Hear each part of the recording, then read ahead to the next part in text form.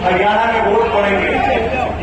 मैं आपके बीच में आप लोगों से हमारी कांग्रेस की उम्मीदवार बड़ी बहन शैलजा जी के लिए, जिनको सोनिया गांधी जी ने, खड़गे साहब ने, राहुल गांधी जी ने आपके भरोसे पर यहाँ से शैलजा जी का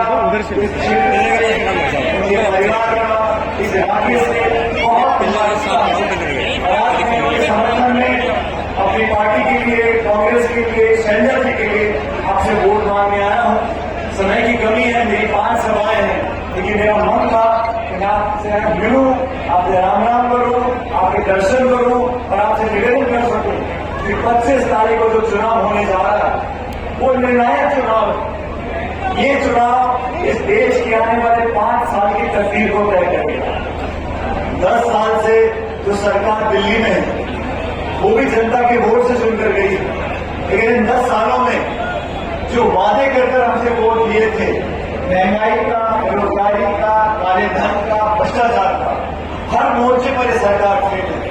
और आज हमारे पास एक मौका मिला हम लोगों को आईना दिखाने का।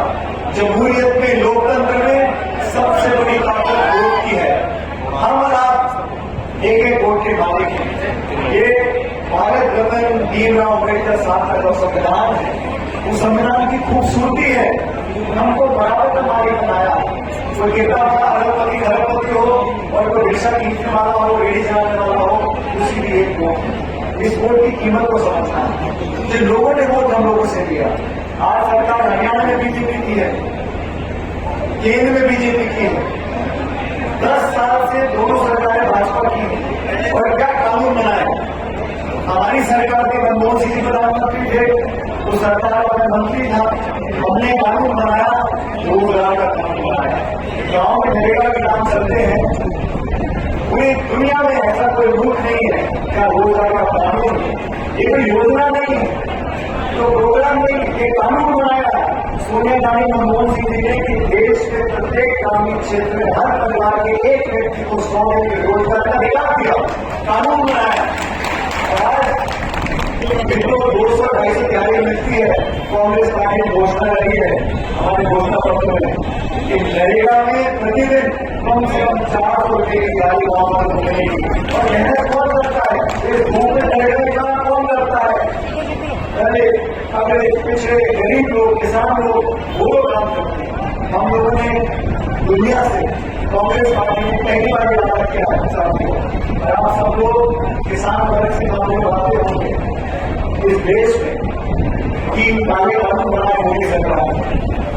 मुझे दुख कहते हुए एक खट्टर साहब की सरकार की हरियाणा में जब किसी ने आंदोलन किया उस पर लाठियां चलाई, जब किसी ने आंदोलन किया उसको जेल में डाला, सैकड़ों किसान शहीद हो गए और काले कानून को वापस कराने के चक्कर में 1.5 साल के बाद सरकार ने क्यों वापस ले ली? अरे आपने कानून बनाए क्यों थे? आप मंडियों को बंद करना क्यों चाहते थे? आपने हिंदुस्तान के सारे हवाई अड्डे, रेलवे लाइन, खान, बिजली घर, पोरबंदर सारे निजी हाथों में दे दिए। और मंडियों को अनाज की जो बिक्री होती है, खरीद होती है, आप 2,000 लोगों को देना चाहते हो। आप सरकार की मंडियां बंद करना चाहते थे। हम लोगों ने वादा किया है कांग्रेस की सरकार बनेगी तो पहली बार देश में समर्थन पूर्वक कानून बनेगा, ताकि जो बिचौली है, कारोबारी करने वाले लोग हैं, इनकी दुकान बंद करनी पड़ेगी। किसान मेहनत करता है, खाद, बीज, बिजली, पानी, डीजल, तेल, मेहनत सब लगा अनाज पैदा करता है और अनाज को अपने बड़े दाम में खरीद के बिचौलिए महंगा बेचते हैं। कांग्रेस ने वादा किया है हमारी सरकार बनेगी तो एमएसपी पर समर्थन के ऊपर कानून बनाएगी। हम लोग अपने वोटा पर क्या कहा, देश में जो सबसे गरीब परिवार, ये बहुत बड़ा मुल्क है, बीजेपी सरकार ने 16 लाख करोड़ रुपया चंद लोगों का कर्जा माफ कर दिया और किसी को काम खबर नहीं दी, किसी को पता नहीं पड़ा। बैंकों से 16 लाख करोड़ का कर्जा चंद लोगों का माफ कर दिया। और हम लोगों ने कहा इस देश में जो सबसे गरीब परिवार है, प्रत्येक परिवार के खाते में सालाना 1 लाख रुपए डालेंगे ताकि हमारी माता बहनें जो बच्चे पालती हैं उनको कमर तोड़े महंगाई। जो गैस का सिलेंडर 2014 में 400 रुपए का था, आज 1100 रुपए का बिक गया। पेट्रोल डीजल 100 रुपए लीटर हो गया।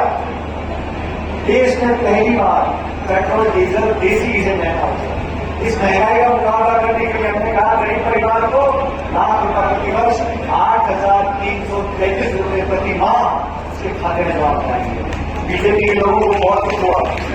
उन्होंने कहा कांग्रेस पार्टी का घोषणा को आप गरीबों को पैसे कैसे दे सकते हो? जब हमने कहा जब आप चंद लोगों को करोड़पति बना सकते हो, आप करोड़ों लोगों को लखपति बना सकते हो।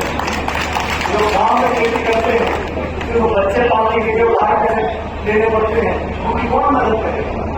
लेकिन मुझे आश्चर्य होता है साहब, 10 साल से बीजेपी की सरकार के मैं आप लोगों से पूछना चाहता हूँ, कांग्रेस पार्टी का मैनिफेस्टो बीजेपी के मैनिफेस्टो में क्या लिखा है? किसी को पता नहीं। बीजेपी की घोषणा पत्र में क्या है? किसी को मालूम नहीं। आप पूछो महंगाई क्यों बढ़ गई, बेरोजगारी क्यों हो रही है, तो भाजपा का जवाब आता है हिंदुस्तान पाकिस्तान, हिंदू मुसलमान, मंदिर मस्जिद। और क्या भाषण दे रहे कि कांग्रेस की सरकार बन गई तो आपके मंगलसूत्र छीनेंगे। मुझे बड़ी हंसी आती है। इतने जिम्मेदार लोग बैठे लोग कहते हैं तुम्हारे गांव में गेट में 2 भैंसें बन रही हैं तो एक भैंस छीन लेंगे। लोगों को डरा रहे हैं, झूठ फैला रहे हैं। हम लोगों ने इतना कहा कि आपकी 10 साल से सरकार है, प्रदेश में सरकार आती है, केंद्र सरकार आती है, और मैं पूरे प्रदेश में घूमा, पूरे देश में घूमा, उड़ीसा में था, वहां के लोग मन बना चुके हैं कि सरकार को कांग्रेस पार्टी की नहीं। और एक ऐसी सरकार है साथियों, अरे गैर कांग्रेस सरकार पहले के देश में रही है, लेकिन चलते चुनाव में कांग्रेस पार्टी के बैंक के खाते सीज कर दो, 2 मुख्यमंत्रियों को जेल में डाल दो, 147 सांसदों को एक दिन में निलंबित कर दो और फिर कानून पास करा रहे। जो संस्थाएं देश में है उनको कमजोर किया जा रहा है। निर्वाचन आयोग है, न्यायपालिका है, मीडिया है। 75 साल से अलग अलग सरकारों ने इन संस्थाओं को पोषित किया, को मजबूत बनाया। आज आपने देखा चंडीगढ़ के चुनाव का माहौल था, उस चुनाव में निर्वाचन अधिकारी खुद बैठ के वोटों को खड़ा कर रहा, तो कैमरे में पकड़ा गया, सुप्रीम कोर्ट ने दस्तक देकर न्याय मामला लगाया। इस सरकार को बदलने का समय आ गया है और हरियाणा में चुनाव आने वाले हैं। हरियाणा में सरकार कांग्रेस पार्टी की बनने जा रही है। आपसे निवेदन, हम सब अलग अलग दल मिलकर हमारा इंडिया गठबंधन बना। हमने समझौता किया है देश की खातिर, हमने समझौता एकजुटता किया है आने वाले भविष्य की खातिर। इस देश के संविधान बरकरार रहे, इस देश में गरीबों को, दलितों को, आदिवासियों को, पिछड़ों को आरक्षण मिलता है। ऐसा मुझे बताओ, बार बार बीजेपी के बड़े नेता के बोलते हैं हम संविधान से छेड़छाड़ नहीं करेंगे, हम आरक्षण से छेड़छाड़ नहीं करेंगे। मैं पूछना चाहता हूं, आपको बार बार खंडन करने की नौबत क्यों पड़ी?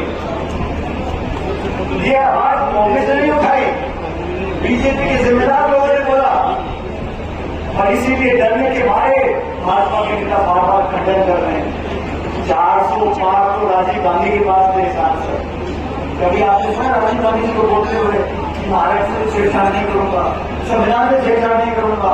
आपने कभी सुना वाजपेयी जी को बोलते हुए, वो भाजपा के प्रधानमंत्री थे, कि हम छेड़छाड़ नहीं करेंगे? इनको खंडन बार बार इसलिए करना पड़ रहा है, इनके अंदर से बात रही है, इनकी सोच और मानसिकता ये है कि पूरा कब्जा सत्ता में अपने आप करेंगे, पूरा दुरुपयोग हो रहा है। सीबीआई का, ईडी का, enforcement directorate, income tax, police प्रशासन सब और क्या भाषण देते हैं? कांग्रेस मुक्त बनाना चाहते हैं, विपक्ष मुक्त बनाना चाहते हैं। इस देश में लोकतंत्र जिंदा है क्योंकि यहाँ लोकतंत्र की जड़ें बहुत मजबूत हैं। मैं आप लोगों को बताना चाहता हूँ साथियों, हम लोग वोट डालते हैं, वोट डालने से लोकतंत्र नहीं बनता। वोट तो रूस में भी पड़ते हैं, वोट तो पाकिस्तान में पड़ते हैं, वोट तो बांग्लादेश में पड़ते हैं। कोई कहता है कि वहां पे लोकतंत्र बहुत मजबूत है। इस देश में लोकतंत्र मजबूत क्यों है? क्योंकि हमारी संस्थाएं मजबूत हैं। जहां पर सरकारें बदलने के बावजूद भी हमारी न्यायपालिका, हमारा निर्वाचन आयोग हमेशा मजबूत रहा। और ये मेरे सारे किसान भाइयों बहनों, मैं आपसे बुजुर्गों से निवेदन करना चाहता हूं कि लोकसभा का चुनाव पूरी दुनिया की नजर और हरियाणा में तो एक तरफा है कांग्रेस पार्टी की है। मैं गाड़ी में कितना संजय जी बहुत समय के बाद चुनाव लड़ रही है यहाँ पे, फिर से क्या होगा? मैंने गाड़ी में साबित बताया सब यहाँ पर कोई मतलब ही नहीं है। पूरा साफ हो गया, एक तरफा 36 कौम कांग्रेस पार्टी के साथ खड़ी हुई है और अलग अलग प्रत्याशी चुनाव लड़ रहे हैं। भारतीय जनता पार्टी गांव में लोग घुसने नहीं दे रहे, महंगाई बढ़ा दी, बेरोजगारी बढ़ा दी और ऊपर से किसानों पर लाठी गोली चलाई आपने। किसान आंदोलन करते थे, उनकी बात सुनने के बजाय आपने पूरी ताकत लगाकर केस कर दिए, हजारों नौजवान पे केस कर दिए। ऐसी सरकार का जाना तय है और घमंड इतना है, अहंकार इतना है, 300 पार, 400 पार, 500 पार। अरे तुम सभी पार कराओ तो वोट क्यों बढ़ा रहे हो? वोट जनता वोट की मालिक है। हमारी माताएं बहनें, मैं आज सारे काम छोड़कर आपके क्षेत्र में से निवेदन करने आया हूँ। शैलजा जी का जो चुनाव है, ये चुनाव आप लोगों को लड़ना है। दोनों सरकारें, डबल इंजन की सरकार है, पूरी ताकत, पूरे संसाधन, पूरा प्रशासन सब कुछ फेंक देंगे सीट जीतने के लिए। क्योंकि मैं चाहता हूं कि भारी बहुमत से एक बड़ी बहन शैलजा जी उनको जिताकर आप भेजो और आप हाथ के निशान पर बनने वाले 25 तारीख को सब लोग ऐतिहासिक रिकॉर्ड बहुमत से जिताकर भेजो और दिल्ली में बैठकर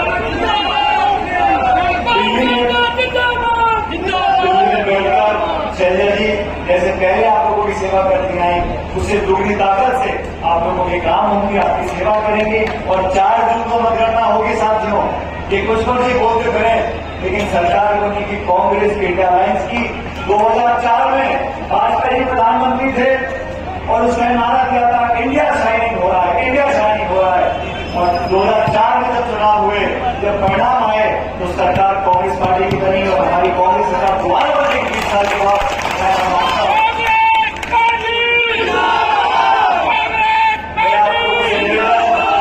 हमारा बहुत बड़ा ग्रुप है, मंच में बैठे 150 से 200 नेता बैठे यहाँ पर। हमारा बहुत बड़ा परिवार है और जब इतने सारे बर्तन इकट्ठे हो तो छोटे छोटे टिकट होती रहती है। लेकिन इन सब बातों को बोलो कि बड़ा चुनाव है, देश का चुनाव है, शैलजा जी का चुनाव है। ये सारे मंच बैठे लोग हम सब हाथ के निशान के पंजे पर अपनी मोहर लगवाएंगे। और मैं आप लोगों से अंत में यह आश्वासन चाहता हूं, इससे पहले मैं उनकी सभा में जाऊं।